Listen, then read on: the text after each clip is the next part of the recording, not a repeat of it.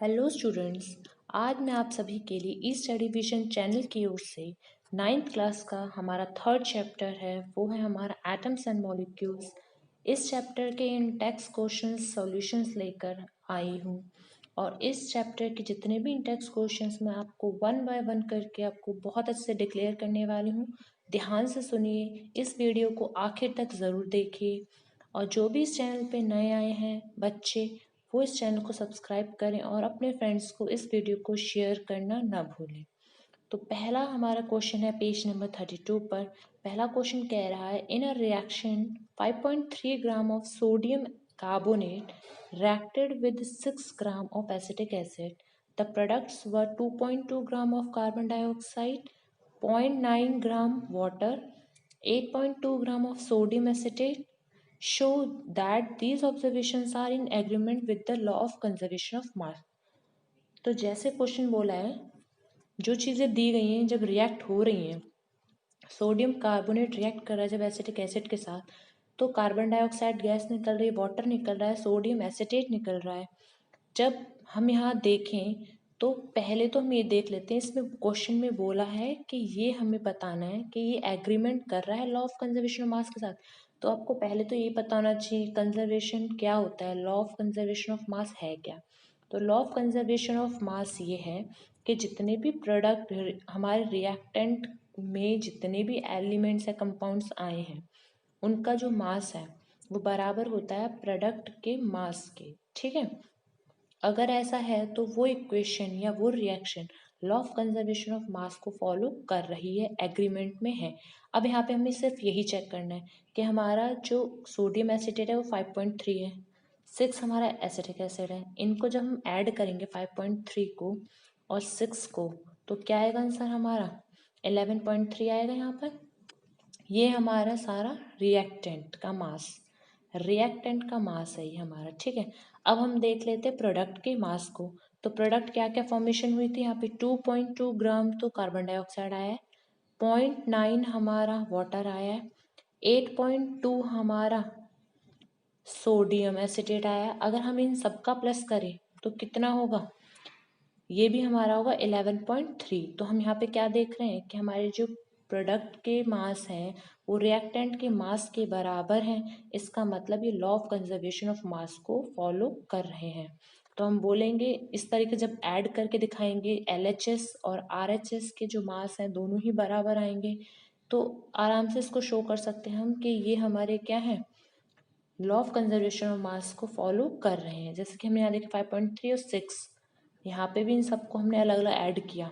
Add करने पे जो RHS है और LHS है आपस में क्या आ रहे हैं, बराबर आ रहे हैं। वो क्या है हमारे 11.3 ग्राम। इसका मतलब ये लॉ ऑफ कंजर्वेशन ऑफ मास को फॉलो कर रहे हैं, ये एग्रीमेंट में है with law of conservation of मास के। अब मैं आपको फॉर्मूला बता देती हूँ क्योंकि 9th क्लास में आप लोग, तो 9th क्लास में बच्चों को फॉर्मूले लिखने भी नहीं आते हैं बहुत सारे बच्चों को।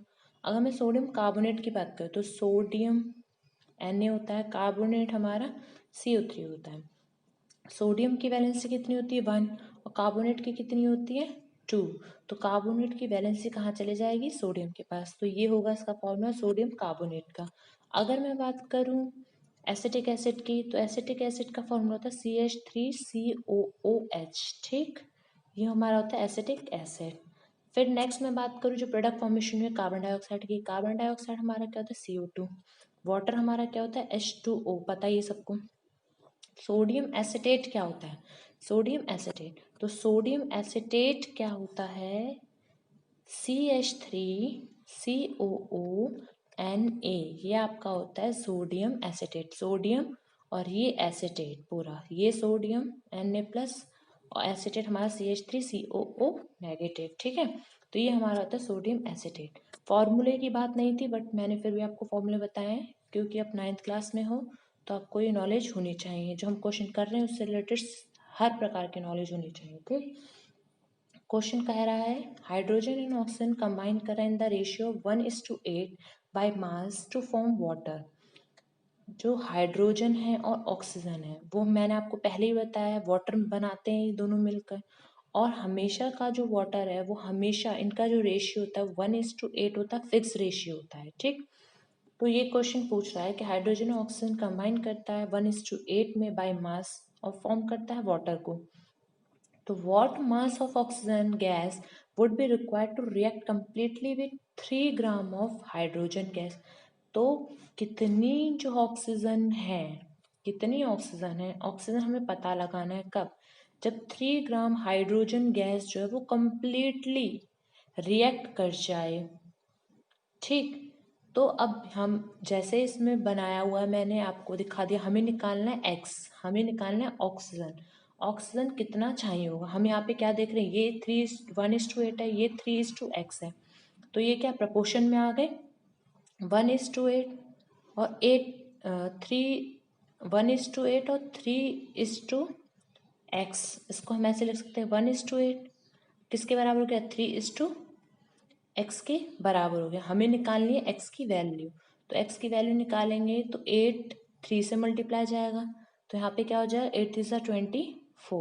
तो इसका मतलब ये है कि 24 ग्राम ऑफ ऑक्सीजन जो होगा, 24 gram of oxygen gas react करेगी, चाहिए होगी 3 ग्राम हाइड्रोजन गैस से रिएक्ट करने के लिए, ताकि फिर से इसका कंपोजिशन क्या हो जाए 1:8 फिर से हो जाए। देखिए अगर आप 3 हमारे पास क्या है हाइड्रोजन है, और हमारे पास अभी मैंने निकाला आपको किसका, ऑक्सीजन का बताया मैंने, क्या निकल के आया था 24।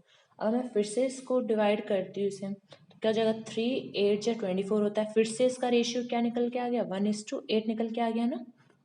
तो यही इसमें बोला था, है ना। तो हर जगह हमेशा 1:8 ही रहेगा, और निकलेगा कैसे वो भी मैंने आपको प्रोसेस बता दिया। तो इसमें सॉल्यूशन देख लेते हैं, जो मैंने आपको समझाया, रेशियो जो है हाइड्रोजन ऑक्सीजन का वो हमारा 1:8 रहता है, और इसमें हमें ये बोला है कि अगर हाइड्रोजन 3 होगी तो ऑक्सीजन कितना होगा।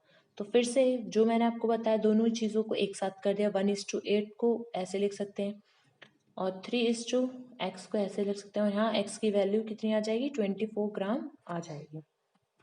ठीक है, नेक्स्ट क्वेश्चन देख लेते हैं। यहाँ पर नेक्स्ट क्वेश्चन कह रहा है which postulate of Dalton atomic theory is the result of law of conservation of mass. Dalton atomic theory के मैंने आपको 5-6 पॉइंट्स बताए थे। ठीक है, तो इसमें उसी डाल्टन एटॉमिक थ्योरी का पूछा है कि कौन सा पोस्टुलेट है वो रिजल्ट होता है लॉ ऑफ कंजर्वेशन ऑफ मास के। वही लॉ ऑफ कंजर्वेशन ऑफ मास मैंने आपको ऊपर बताया कि मास ना तो क्रिएट हो सकता है, मास ना ही डिस्ट्रॉय हो सकता है, ये सिर्फ क्या होता है बराबर होता है। किसी भी रिएक्शन के रिएक्टेंट का मास उसके प्रोडक्ट के मास के बराबर होता है, यही होता है हमारा कंजर्वेशन ऑफ मास। ठीक, तो इसमें जो पोस्टुलेट है हमारा डाल्टन एटॉमिक थ्योरी का, जो कि रिजल्ट है लॉ ऑफ कंजर्वेशन मास का, वो हमारे यही जो मैं हमेशा से आपको बताते आई हूँ, atoms can neither be created nor be destroy, क्योंकि हमेशा ये कैसे रहते हैं बराबर रहते हैं। तो यही वाला जो हमारा डाल्टन का एटॉमिक थ्योरी का जो पॉइंट है पोस्टुलेट है, यही शो करता है कि लॉ ऑफ कंजर्वेशन ऑफ मास होता है। ठीक, नेक्स्ट क्वेश्चन देख लेते हैं। नेक्स्ट क्वेश्चन में कह रहा है कि which postulate of Dalton atomic theory can explain the law of definite proportion. Law of definite proportion का एग्जांपल मैं आपको हर बार देती आई हूँ, किसका, वाटर का। वाटर जो है वो हर जगह ही कैसे रिएक्ट करता है 1:8, 1:8 में डेफिनेट प्रोपोर्शन, चाहे किसी का भी वाटर हो वो 1:8 में शो होता है। तो इसमें ये बोला है कौन सा पोस्टुलेट है डाल्टन एटॉमिक थ्योरी का जो लॉ ऑफ डेफिनेट प्रोपोर्शन को शो करता है। तो इसको आपको याद करना पड़ेगा। आपको मैंने मतलब तो बता दिया कि जो रिलेटिव नंबर होते हैं और काइंड्स होते हैं एटम्स के, वो हमेशा कैसे होते हैं, कांस्टेंट होते हैं किसी भी गिवन कंपाउंड में।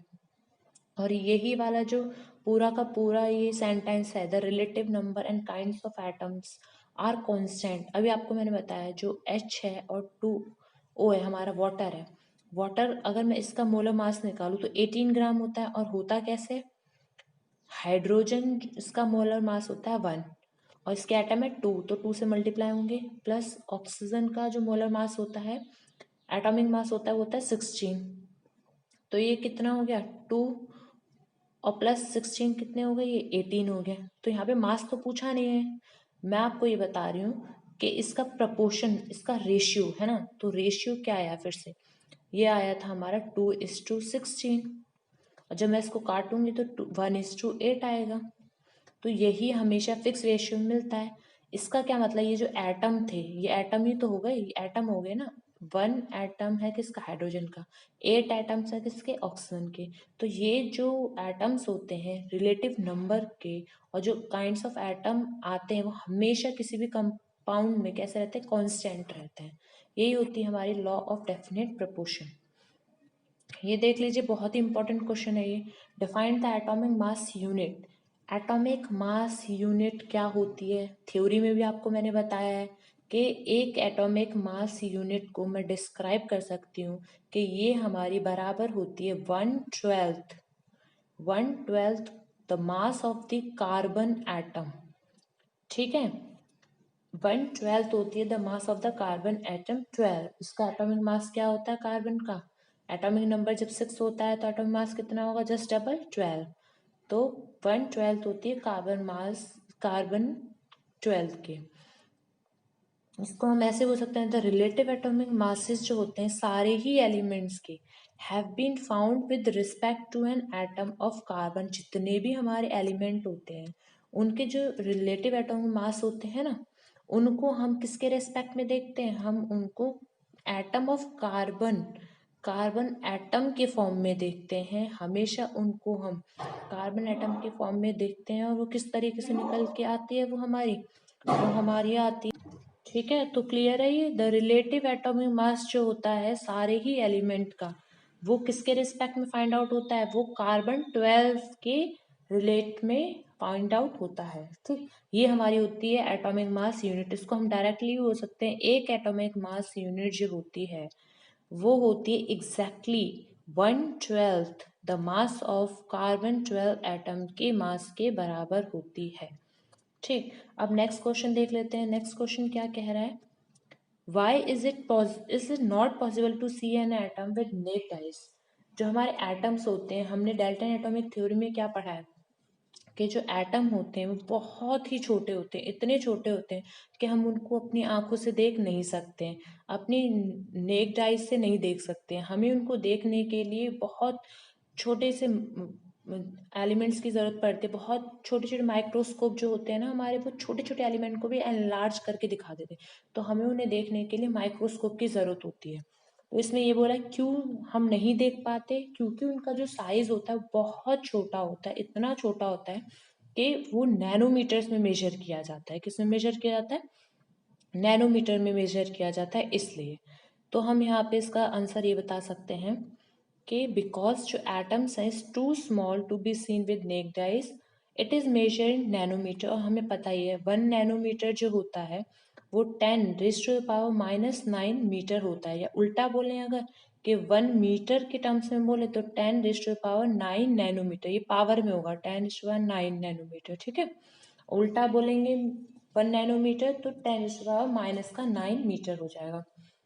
नेक्स्ट क्वेश्चन है हमारा पेज नंबर 39 पर, और ये क्वेश्चन, इसमें हमें फॉर्मूले लिखने हैं। आपको ये आने चाहिए, 9th क्लास है तो पहले वाले चैप्टर में ही मैंने आपको वैसे केमिकल फॉर्मूला लिखना दिखा दिया था, शो कर दिया था।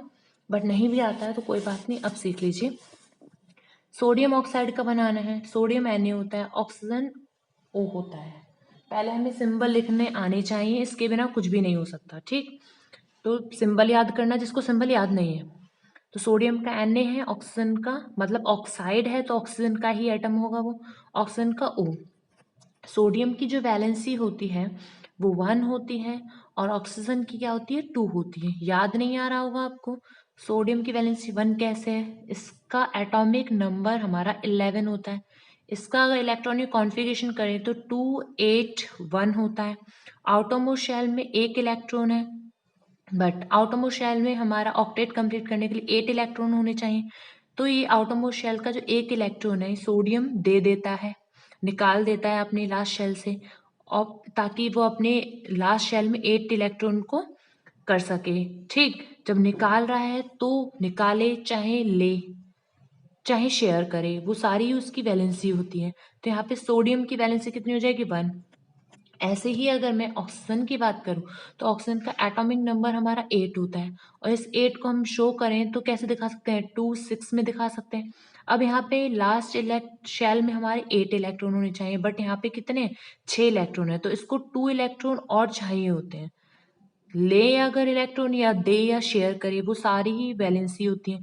तो यहाँ पे ऑक्सीजन की वैलेंसी कितनी हो जाएगी, 2 हो जाएगी। तो इस तरीके से मैंने आपको वहां पर 2 लिख के दिखाया था कि सोडियम की वैलेंसी 1, ऑक्सीजन की वैलेंसी हमारी 2, और जब इसका फॉर्मूला लिखेंगे तो इसकी वैलेंसी क्रॉस हो जाती है आपस में, तो Na2O हो जाएगा हमारा सोडियम ऑक्साइड। एल्यूमिनियम क्लोराइड की बात करें अगर हम, तो एल्यूमिनियम की होती है Al, Cl का होता है हमारा सिंबल Cl, क्लोरीन का फॉर्म होता है हमारा सिंबल Cl। अब देखिए जो एल्यूमिनियम है हमारा, इसकी जो वैलेंसी होती है वो होती है 3, और क्लोरीन होता है उसकी वैलेंसी होती है 1। अब बोलोगे ये वैलेंसी कैसे लिख ली, फिर से इसका एटॉमिक नंबर पता होना चाहिए, इसका एटॉमिक नंबर पता होना चाहिए हमें।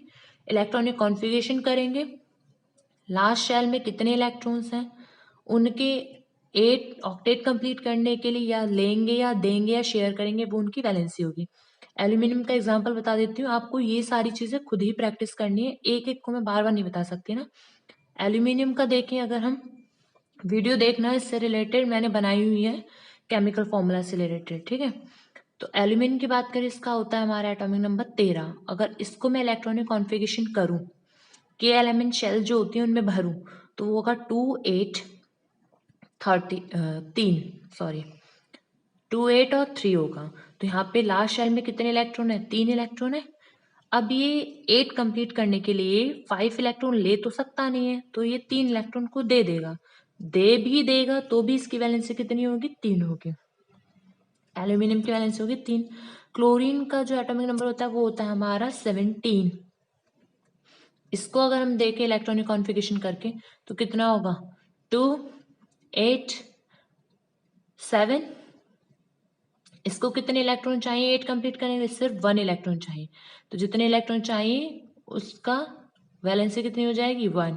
तो क्लोरीन की वैलेंसी होगी हमारी 1, और इसका फॉर्मूला लिखेंगे हम एल्यूमिनियम और क्लोराइड का, तो 1 इसकी वैलेंसी, 3 इसकी वैलेंसी, क्रॉस कर दी जाएंगी अगर इनकी वैलेंसी, तो हो जाएगी AlCl3 हो जाएगी हमारी एल्यूमिनियम क्लोराइड, ठीक है फॉर्मूला।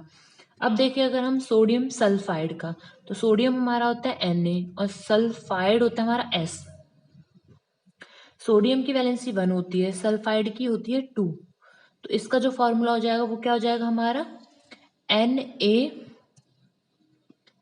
Na2S हो जाएगा इसका फॉर्मूला। मैग्नीशियम हाइड्रोक्साइड का अगर देखें हम, तो मैग्नीशियम होता है Mg, हाइड्रोक्साइड होता है OH। इस हाइड्रोक्साइड की जो वैलेंसी होती है पूरे ग्रुप में होती है, ये पूरा टेबल बना हुआ है 9th क्लास में, देखना इस चैप्टर में पूरे ग्रुपिंग का, और नहीं समझ में आया तो मैंने वीडियो में अलग से पूरे इसका भी बता के दिखाया, जो ग्रुपिंग में होते हैं किस तरीके से निकाले जाते हैं इनके वैलेंसी, ठीक है, उसको देखना। वैसे याद कर लो तो कोई प्रॉब्लम, क्योंकि गिने चुने होते हैं तो आराम से याद हो जाएंगे। इसकी वैलेंसी 1 होती है, मैग्नीशियम की 2 होती है, इसका क्रॉस मल्टीप्लाई करेंगे तो MgOH का होल ट्वाइस। ये याद रखना, बच्चे क्या करते हैं कभी कभी गड़बड़, कि क्या करते हैं MgOH का ट्वाइस कर देते हैं, तो ये एकदम गलत होगा, ये पूरा होल में जाता है इसीलिए होल का ट्वाइस होता है। तो ये था हमारा मैग्नीशियम हाइड्रोक्साइड।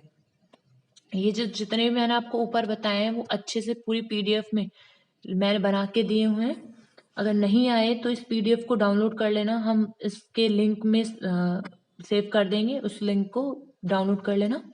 ये देखिए सारे फॉर्मूले एक एक करके बनाए हुए हैं, ठीक है। ये है हमारा सोडियम ऑक्साइड का Na2O, ये एल्यूमिनियम क्लोराइड, ये सोडियम सल्फाइड, मैग्नीशियम हाइड्रोक्साइड, सारे फॉर्मूले बनाए हुए हैं। अब नेक्स्ट क्वेश्चन में इसमें बोला है, write down the names of compound represented by the following फॉर्मूले। अब ये और ज़्यादा सिंपल है, क्योंकि हमें जब अगर इनके सिंबल ही पता होंगे तो हम आराम से इनका फॉर्मूला भी बता सकते हैं कि इन कंपाउंड्स के नेम क्या है। यहाँ पे देख रहे हैं हम एल्यूमिनियम और सल्फेट दिख रहा है हमें, तो हम इसको क्या बोले, एल्यूमिनियम सल्फेट है ये, एल्यूमिनियम सल्फेट है ये। कैल्शियम क्लोराइड है, पोटेशियम सल्फाइड है, सल्फेट है, क्योंकि जब भी O4 आता है तो वो सल्फेट होता है, ठीक। और इसकी वैलेंसी होती है 2। और सल्फाइड सिर्फ S होता है और इसकी भी वैलेंसी 2 ही होती है, इसको याद करना। ये है हमारा पोटेशियम नाइट्रेट, ये हमारा कैल्शियम कार्बोनेट। अब बोलोगे मैम आप तो बोल रहे हो बट हम कैसे बोलें, आप भी ऐसे ही बोल सकते हो। टेबल दिए हुए हैं 9th क्लास में, स्पेशली देखना इस चैप्टर में टेबल दिए हुए हैं, उसमें जितने भी हमारे ग्रुप पॉली एटॉमिक आयंस हैं उनकी भी वैलेंसी अलग से दी हुई है, और हमारे कुछ एलिमेंट्स हैं उनकी वैलेंसी अलग से दी है। और एलिमेंट्स की तो मैंने आपको 1 to 20 निकालनी सिखाई दी है वीडियो में, तो उसको कर लेना, ठीक। तो आप भी आराम से बोल सकते हैं, बस आपको याद करना है कि उनके नेम क्या होंगे। Al से क्या होता है ये पता होना चाहिए, K से क्या होता है ये पता होना चाहिए, ठीक। NO क्या होता है ये पता होना चाहिए। जब तक इनका नाम ही नहीं पता होगा तब तक आप बोल ही नहीं पाएंगे, और ये बोलने के लिए आपको पूरे याद करने पड़ेंगे टेबल। मैं सिर्फ यहाँ समझा सकती हूँ, याद आप ही को करना है। एल्यूमिनियम है, ये नाइट्रेट है, ये पोटेशियम है, ये कैल्शियम है। जब तक सिंबल नेम याद नहीं होंगे तब तक कुछ नहीं हो सकता। तो आपको जो मैंने बता दिया कि aluminium sulphate, calcium chloride, potassium sulphate, जब भी SO4 आएगा तो सल्फेट आएगा। पोटेशियम नाइट्रेट, NO3 के लिए हम नाइट्रेट बोलते हैं। कैल्शियम कार्बोनेट, CO3 हमारा कार्बोनेट होता है और इसकी वैलेंसी 2 होती है CO3 की, और कैल्शियम की भी 2 ही होती है, तो फॉर्मूला कैसे लिख लिया, CaCO3, ठीक है। अब नेक्स्ट क्वेश्चन देखते हैं। नेक्स्ट क्वेश्चन में कह रहा है what is meant by term chemical formula. Chemical formula क्या होता है, तो केमिकल फॉर्मूला हमने ऊपर जैसे देखा, कोई भी फॉर्मूला हमने यहाँ पे NaCl, Mg, मैग्नीशियम ऑक्साइड देखा, बहुत सारे, इसमें Mg ही आएगा सिर्फ, बहुत सारे देखे। तो ये है क्या, ये केमिकल फॉर्मूले है क्या, ये एक्चुअली में रिप्रेजेंटेशन है ना, किसकी, अपने कंपोजिशन के, कि इस, अगर मैं बात कर रही हूँ सोडियम क्लोराइड की, तो इसमें क्या क्या चीजें हैं, क्या क्या कंपोजिशन है सॉल्ट में। इसमें है एक सोडियम का कंपोजिशन और क्लोरीन का कंपोजिशन, दोनों मिलके क्या बन रहे हैं, ये सोडियम क्लोराइड बन रहे हैं, ठीक। तो हम बोलेंगे कि जो केमिकल फॉर्मूला होता है कंपाउंड का, ये एक सिंबॉलिक रिप्रेजेंटेशन है। सिंबल की हेल्प से, अगर मैं सोडियम बोल रही हूँ तो सिर्फ सोडियम हम लिखेंगे नहीं, सिंबल लगा रहे हैं Na, क्लोरीन का सिंबल लगा रहे हैं, क्लोराइड बोल रहे हैं उसको। सिंबॉलिक रिप्रेजेंटेशन होता है उसकी कंपोजिशन का, कि उस कंपाउंड में कौन कौन सी चीजें हैं, तो वो उसकी कंपोजिशन है। सोडियम क्लोराइड है, इसीलिए पूरा फॉर्मूला क्या बन जाएगा हमारा, सोडियम क्लोराइड बन जाएगा। तो ये हमारे क्या होते हैं, सिंबॉलिक रिप्रेजेंटेशन होते हैं उसके कंपोजिशन के, क्या होते हैं, सिंबॉलिक रिप्रेजेंटेशन उसके कंपोजिशन के। यही याद कर लो तो बहुत अच्छा है, रटना नहीं होता है, बस समझना होता है। तो मैं आपको वही कर रही हूँ, समझाने की कोशिश कर रही हूँ। How many atoms are present in a, अब यहाँ पे पूछा एटम कितने प्रेजेंट है। आप ये याद रखना एटम्स क्या होते हैं, मैंने आपको पॉलीएटॉमिक, डायटम और मोनो एटॉमिक ये सारी चीजें बताई हुई। मोनो में एक एटम होता है, मोनो मतलब single atom. Di means 2 atom, tri means 3 atom, poly means बहुत सारे एटम, ओके। अब यहाँ पे हमें कैलकुलेट करना है कि पूरे ही कंपाउंड में कितने एटम है। तो यहाँ देखिए हाइड्रोजन हम देख रहे हैं, कितने एटम है इसके, 2 एटम है। और सल्फाइड के कितने एटम है, 1 एटम है। तो दोनों को अगर मैं मिक्स करूं तो इसके कितने एटम हो जाएंगे, टोटल 3 एटम हो जाएंगे, है ना। तो हमारे यहाँ पे हाइड्रोजन सल्फाइड के कितने एटम होंगे, 3 एटम होंगे।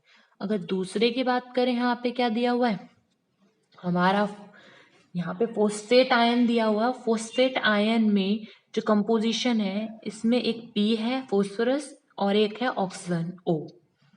तो फोस्फोरस के 1 एटम है, ऑक्सीजन की 4 एटम है। 4 एटम जो नीचे लिखा हुआ है ना O4, तो ये एटम शो करता है। ये ऊपर जो है वो उसकी वैलेंसी शो कर रहा है, उसको नहीं लिखना आपको, जो नीचे है वो उसके एटम है। तो अगर मैं फोस्फेट आयन की बात करूं तो फोस्फोरस का 1 एटम, ऑक्सीजन के 4 एटम, तो सारे एटम टोटल कितने होंगे, 5 एटम्स होंगे हमारे पूरे फोस्फेट के, ठीक है। टोटल एटम 5 होंगे। अब नेक्स्ट क्वेश्चन देख लेते हैं पेज नंबर 40 पर। ये कह रहा है हमें मोलिकुलर मास कैलकुलेट करना है। कुछ हमारे कंपाउंड दिए गए हैं जो कि इस प्रकार हैं, इनके हमें क्या करना है, मोलर मास निकालना है, मोलिक्यूलर मास निकालना है, बहुत सिंपल है। और मैंने उसकी जब थ्योरी बताई थी तब भी आपको मोलिक्यूलर मास निकालना सिखाया था। बस आपको उसके मोलर मास पता होने चाहिए। जो मैंने बताया मोलर मास नॉर्मली क्या होता है, उसके डबल होते हैं और जितने उसके एटम दिए उनको मल्टीप्लाई करते चलना है। अगर मैं हाइड्रोजन की बात करूँ यहाँ, तो यहाँ पे हाइड्रोजन में अगर हम देख रहे हैं, हाइड्रोजन का मोलर मास होता है 1 और एटम कितने हैं इसके जो नीचे लिखे हुए हैं वो 2, तो उसको मल्टीप्लाई करेंगे तो कितने हो जाएंगे 2। इसको हम ग्राम के फॉर्म में भी शो कर सकते हैं और यू के फॉर्म में भी शो कर सकते हैं। ये यूनिट होती है इसके, मोलिकुलर मास को किस में शो करते हैं। अगर मैं ऑक्सीजन की बात करूं, तो जो ऑक्सीजन है इसका जो मोलर मास होता है वो होता है हमारा 16। अब आप बोलोगे कैसे मैम, आपको कैसे पता? मैंने क्या बोला आपको, एटॉमिक नंबर पता होना चाहिए। 1 to 20 तक जितने भी हमारे एटम हैं, टेबल बनी हुई है, 5th चैप्टर में है शायद ये, 9th क्लास के, उसको याद करना 1 to 20। अच्छा, लास्ट में सिर्फ 18 तक दिया हुआ है उसमें, तो आप पोटेशियम कैल्शियम और उसमें ऐड कर लेना 19 20। पोटेशियम का के होता है और 20 होता है कैल्शियम का, ठीक है, ये दो और उसमें ऐड कर लेना। फिर यहाँ पे जब हम ऑक्सीजन की बात कर रहे हैं, इसका 8 होता है एटॉमिक नंबर, और एटॉमिक मास की बात करें तो जस्ट डबल 16। एटम कितने हैं, 2 जो नीचे लिखे गए हैं, तो दोनों को अगर हम मल्टीप्लाई करते हैं तो कितना होगा 32। ऐसे ही एक एक करके हम सबको करना है। अगर मैं कार्बन डाइऑक्साइड की बात करूँ तो कार्बन क्या है हमारा, इसका हमारा एटॉमिक नंबर कितना है कार्बन का, एटॉमिक मास कितना है 12, और इसके एटम कितने हैं, एक हम देख पा रहे हैं। ऑक्सीजन प्लस करते चलेंगे अब, ऑक्सीजन का एटॉमिक मास होता है हमारा 16, एटम कितने हैं 2, दोनों को अगर हम करेंगे तो 12 + 32 कितना हो जाएगा 44। यू बोले या जी बोले एक ही बात है। इस तरीके से एक एक करके हम सारे के निकाल सकते हैं। अगर मैं बात करूँ यहाँ C2H5 की, H6 है सॉरी, तो यहाँ पे कार्बन जो है उसका एटॉमिक मास होता है 12 और एटम कितने हैं इसकी 2 प्लस। हाइड्रोजन की बात करें तो होता है मोलर मास, इसका एटॉमिक मास 1, एटम कितने हैं 6, इसको करें 12 टू या 24 + 6 कितना हो जाएगा 30 ग्राम हो जाएगा हमारा, ठीक है। मैंने यहाँ पे क्या किया, ये 24 + 6 कितना होता है 30 ग्राम होता है, ये ग्राम या यू ले लो यूनिट। इस तरीके से हम 1 बाय 1 करके सबका निकाल लेंगे, ठीक। तो देखिए मैंने यहाँ पे अलग से बनाया हुआ है कि हमारा जो मोलर मास होता है वो क्या होता है, number of atoms into atoms atomic mass of an atom. इसको काटिए, नंबर ऑफ एटम्स कितने हैं इनटू कितना उस एटम का एटॉमिक मास है, इन दोनों को मल्टीप्लाई करते चलेंगे, प्लस करते जाएंगे जितने भी एटम आते जाएंगे। तो हाइड्रोजन का देखा 2, ऑक्सीजन का देखा 32, क्लोरीन का देखा एटॉमिक मास 35.5 होता है, उसको 2 से मल्टीप्लाई किया 71 यू आ गया। कार्बन डाइऑक्साइड का देखा 1 इसका एटॉमिक नंबर होता है, एटॉमिक मास होता है, सॉरी 12 इसका एटॉमिक मास होता है, 1 इसका एटम है। सी में आग नीचे कुछ नहीं लिखा है ना, यहाँ कुछ नहीं लिखा है तो ये 1 ही समझो, और +2 × 16 किया तो ये 44 हो गया। ऐसे ही मीथेन होता है CH4, इसमें भी हमने क्या 1 × 12 + 4 × 1 किया तो 16 आ गया। ऐसे हमने C2H6 देखा, 2 × 12 + 6 × 1 आ गया 30। ऐसे हमने C2H4 देखा, 2 × 12 + 4 × 1 आ गया 28। जो मैंने ऊपर बताया वही चीज़ है, ठीक है। आप खुद प्रैक्टिस करना है इसकी, पेपर पेन लेकर आते हैं इस टाइप के क्वेश्चन 101%। यहाँ नाइट्रोजन का 14 होता है, एटम है 1, +3 है हाइड्रोजन का एटम और 1 इसका एटॉमिक मास, तो दोनों को प्लस करके 17 आ गया। यहाँ पे देखेंगे तो C हमारा 1 है एटम लेकिन एटॉमिक मास 12 है, हाइड्रोजन हमारे 3 है एटम बट एटॉमिक मास 1 होता है, +16 ऑक्सीजन का एटॉमिक मास और +1 हाइड्रोजन का एटॉमिक मास। इस तरीके से कितना आ गया 32 आ गया। तो आई होप आपको क्लियर होता जा रहा होगा। जिन बच्चों को नीड है तो उन बच्चों को प्लीज़ शेयर कीजिए वीडियो, ताकि वो भी इसका फ़ायदा उठा सकें। और जो इस चैनल पे नए आए हैं बच्चे, वो इस चैनल को सब्सक्राइब करना ना भूलें और हमारी वीडियो को जितना हो सके दूसरों बच्चों को शेयर करें ताकि वो भी उसका बेनिफिट ले सकें और जितनी हम मेहनत कर रहे हैं उसके अकॉर्डिंग आपको लाइक करना तो बनता ही है। तो प्लीज़ लाइक भी ज़रूर कीजिए ताकि हम मोटिवेट हों और आपके लिए इस प्रकार की वीडियो आगे भी लाते रहें। तो यहाँ पे यूनिट मास निकालना है हमें। फॉर्मूला यूनिट मास मैंने आपको जब इस थ्योरी की वीडियो बनाई थी तो मैंने बताया था फॉर्मूला यूनिट मास में और मोलिकुलर मास में कोई डिफरेंस नहीं होता है, सिर्फ एक डिफरेंस होता है। फॉर्मूला यूनिट मास में आयंस होते हैं और हमारा उसमें मोलिकुलर यूनिट मास में या मोलिकुलर मास में या फॉर्मूले में हमारे सिर्फ और सिर्फ पूरे के पूरे एटम्स होते हैं, आयनिक नहीं होते, वहाँ पे आयंस नहीं पाए जाते, इसमें आयंस होते हैं। ठीक है, तो यहाँ पे हम लेकिन प्रोसेस दोनों का एक ही है निकालने का। अगर हम जिंक ऑक्साइड की बात करें तो जिंक का जो एटॉमिक मास होता है, यहाँ पे जिनके ज्यादा एटॉमिक मास है ना वो तो ये आपको दिए गए होंगे, याद रखना 1 to 20 ही आपको याद करने हैं। वैसे आप उसकी टेंशन मत लीजिए मैम, जिंक का क्या होता है। वैसे मैं आपको बता दूं कि हमारा 21 से 30 तक भी होते हैं मन फेको नीकू जन करके, लेकिन उसकी नीड नहीं है आपको। और इस टाइप का अगर क्वेश्चन आएगा तो आपको दे दिया जाएगा इसका एटॉमिक मास, तो आपको डरने की जरूरत नहीं है। तो यहाँ पे भी जैसे हम देख रहे हैं जिंक का दिया हुआ है 65, फिर सारे ही दे दिए गए हैं, आराम से आप कर सकते हो। जब आपके पास एटॉमिक मास है तो पुट करते जाओ, नंबर ऑफ एटम से मल्टीप्लाई करते जाओ, इसका फॉर्मूला यूनिट या मोलिकुलर यूनिट आराम से निकाल सकते हो।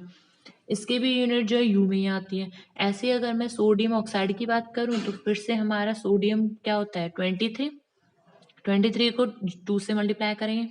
ऑक्सीजन 16 है, 62 इसका आंसर आ गया। ऐसे हम पोटेशियम कार्बोनेट, पोटेशियम का 39 होता है हमारा एटॉमिक मास और 2 इसके एटम है। 12 कार्बन का एटॉमिक मास होता है और ऑक्सीजन का 16 होता है और 3 इसके एटम है। सबको प्लस करके 138 इसका आंसर आ गया। नेक्स्ट क्वेश्चन देख लेते हैं, पेज नंबर 42 पर है। ये क्वेश्चन क्या कह रहा है कि अगर 1 मोल जो है कार्बन एटम का, 1 मोल कार्बन एटम का 12 ग्राम वेट कर रहा है। इंपॉर्टेंट क्वेश्चन, नोट डाउन करना, साथ साथ इसको पेन पेंसिल से करना भी है, ठीक, कॉपी में। कि अगर 1 मोल जो है कार्बन का वो 12 ग्राम वेट कर रहा है तो व्हाट इज द मास इन ग्राम। एक एटम ऑफ कार्बन का क्या मास होगा, एक एटम ऑफ कार्बन का क्या मास होगा, ये क्वेश्चन बहुत अच्छे समझिए, बहुत अच्छे से, बहुत इंपॉर्टेंट क्वेश्चन है। आपको पहले तो ये पता होना चाहिए कि एक मोल जो होता है हमारा कोई भी एटम का, उसमें कितने एटम कंटेन करता है। इसमें ये तो बता रखा है कि 12 ग्राम कंटेन कर रहा है, लेकिन एक्चुअली में अगर हम उसको नंबर ऑफ एटम्स में लें तो वो कितने नंबर ऑफ एटम्स होते हैं, वो होते हैं हमारे 6.022 इंटू 10⁻23। ठीक, यहाँ पे मैंने आपके लिए बनाया हुआ है 6.022 इंटू 10⁻23 एटम्स होते हैं एक मोल ऑफ कार्बन के एटम में, और जो कि किसके बराबर है 12 ग्राम के बराबर है। ये तो गिवन है। जब ये चीज दी गई है तो हमें निकालना क्या है, हमें एक एटम में निकालना है। किसमें, एक एटम में। एक एटम में निकालने के लिए जब भी यहाँ पे चीज दी गई होती है तो हम क्या करते हैं, हमें इतने सारे एटम का नहीं निकालना, हमें सिर्फ एक एटम का निकालना है। ये यूनिटरी मेथड है। ठीक, जैसे कि हम बोलते हैं अगर हमारी 5 बुक्स, यूनिटरी मेथड बता रही हूँ, 5 बुक्स जो है वो आई है 40 रुपीज की, तो 1 बुक कितने की आएगी बताइए, 40/5 ही तो होगा, 5 8 40, इसका मतलब 8 की आई होगी, है ना। जब 5 बुक 40 रुपए की आई है तो एक बुक जो है 8 रुपए की आई होगी, तभी तो आई है 5 बुक्स 40 की। तो यहाँ पे भी सेम यही है कि हमें ये पता होना चाहिए कि एक मोल ऑफ कार्बन एटम में कितने एटम होते हैं, वो होते हैं हमारे इतने, इतने एटम्स होते हैं। जब हमें पता चल गया कि इतने एटम्स होते हैं और गिवन क्या है, ये एटम जो है वो तो 12 के बराबर है, बट हमें इतने एटम्स का नहीं निकालना, हमें सिर्फ एक एटम का निकालना है।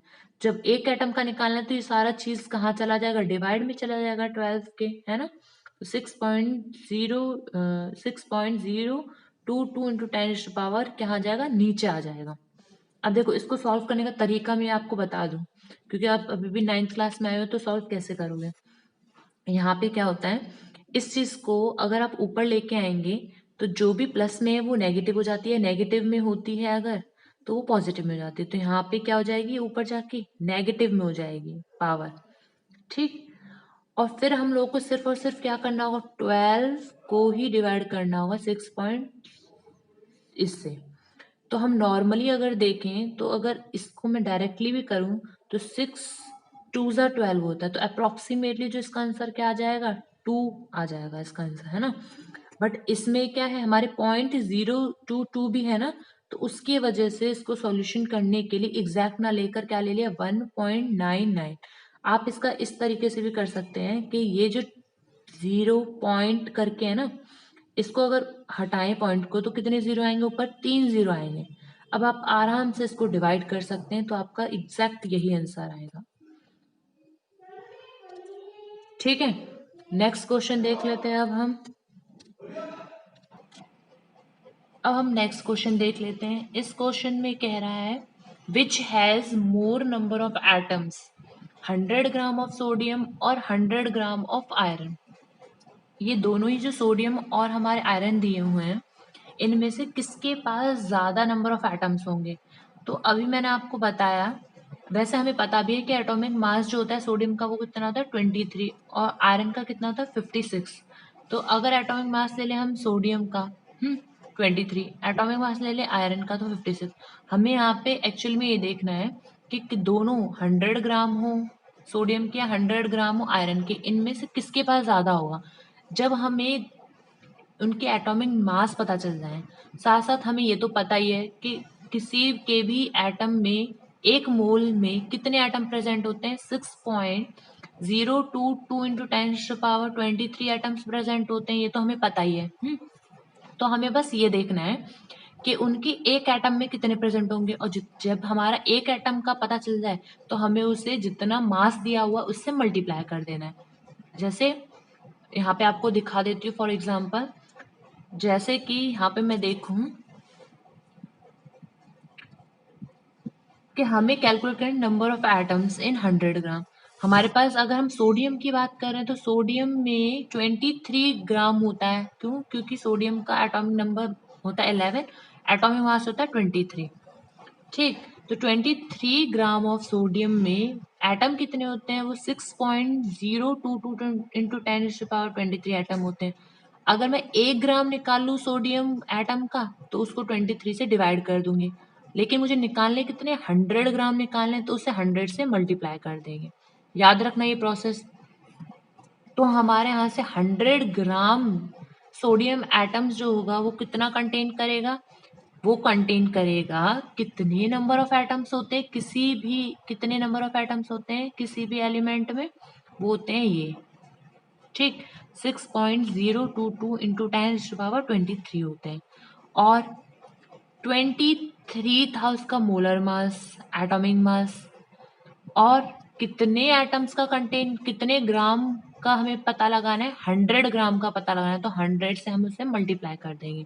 जब हम पूरा सॉल्यूशन करेंगे तो हमारा लगभग लगभग इस तरीके का आंसर आएगा, 2.6182 इंटू 10⁻24 एटम्स आएंगे। ओके, अगर अब हमें दूसरा निकालना है, ये तो था हमारा हम जब सोडियम का कंटेन कर रहे हैं, और दूसरा हमारा क्वेश्चन क्या था, आयरन का। आयरन का भी पता लगाना है हमें, सेम प्रोसेस उसमें भी होगा।